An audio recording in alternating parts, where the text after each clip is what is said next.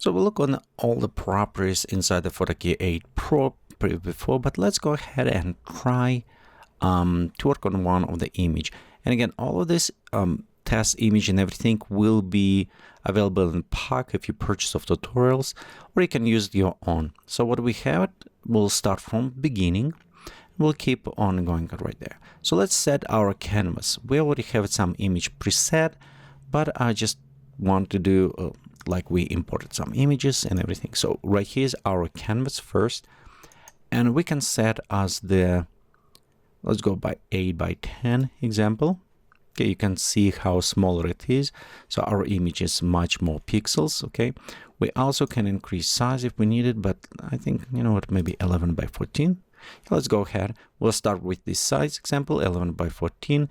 Aspect ratio, we'll do portrait. Okay, we'll do also 300 dpi. We're going for the print.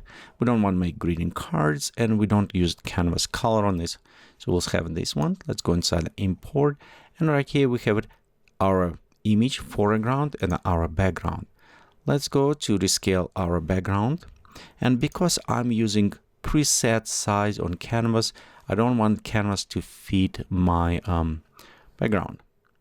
So let's go ahead right here. We'll look on the background. Okay. And we'll go to positioning at this point. Okay. And as background selected, I want scale down. Okay. And maybe just put it a little bit right there. Okay. Next, let's select foreground same, and I just want to rescale this one. So I'll think about this size will be probably right. Okay, so will be our imports. Next, let's go on the key, and in key, I just want to be sure the mask is selected properly. So I will just check my image, see how it's look, and I have some right there area that probably my mask still be. So we'll go remove that mask for now. Okay, so we have it right there, small details. I maybe want to remove it. As well, something a little bit more gray, like in this area, so right here. So we'll go to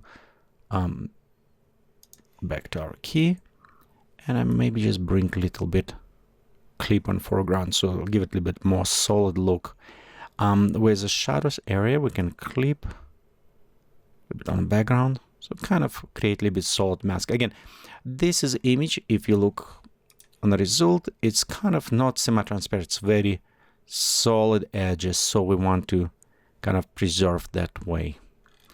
Okay, spill suppression. So we can look right around this area. Again, we get overlay. They look okay. Right there, with alpha blur, we don't need to adjust anything. Light warp, we could add a little bit more. So actually, let's do this way. Right here, you can notice some little bit lightness add.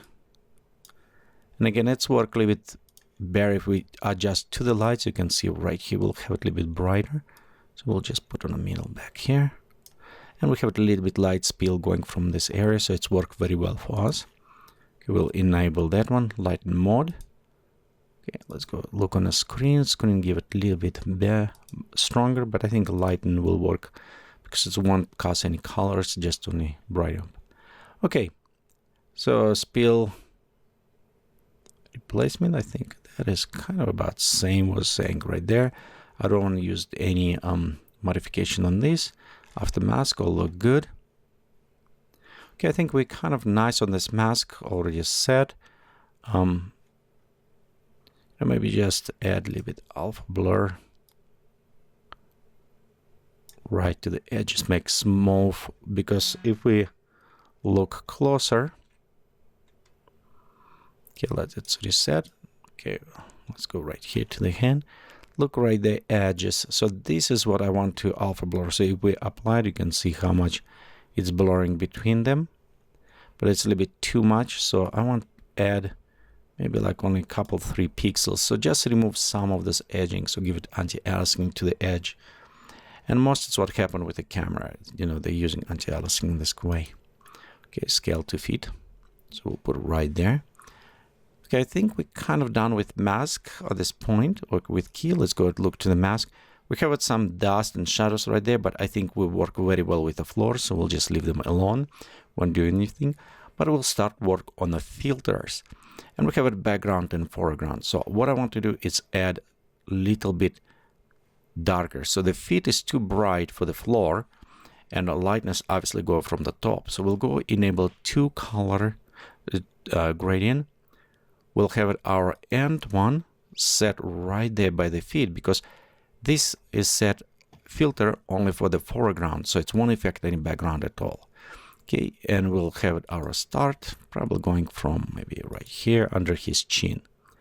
Okay, let's switch some color. So our start one will be white, okay, and our end, actually end one, you know what, let's take picker, and we'll just pick somewhere right there. So this is end. Reason why I want pick color from there, same like start, maybe 1 to different color, because I want to use it multiply mode. And that's things about multiply mode that will apply from white, which is 100% white, it's clear, and it will add stronger as you're going to the absolute black, but it's also will have a color cost. So in some cases, whatever color was there, it will cost on our subject.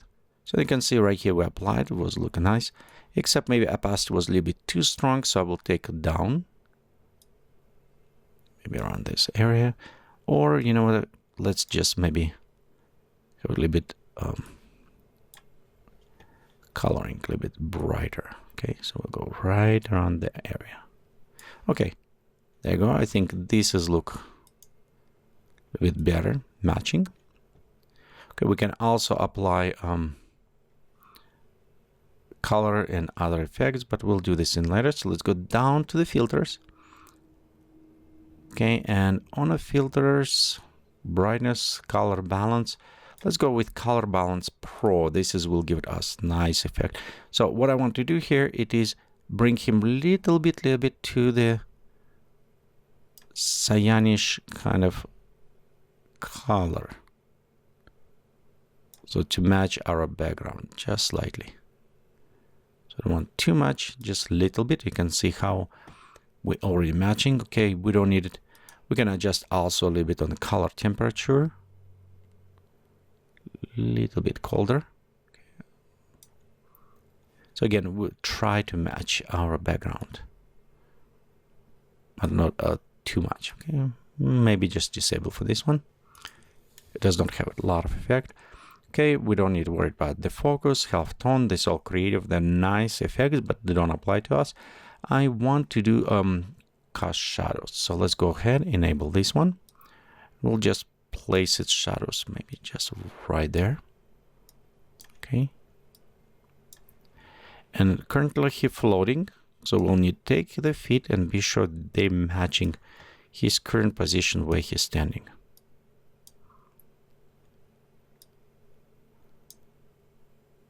Okay, right there.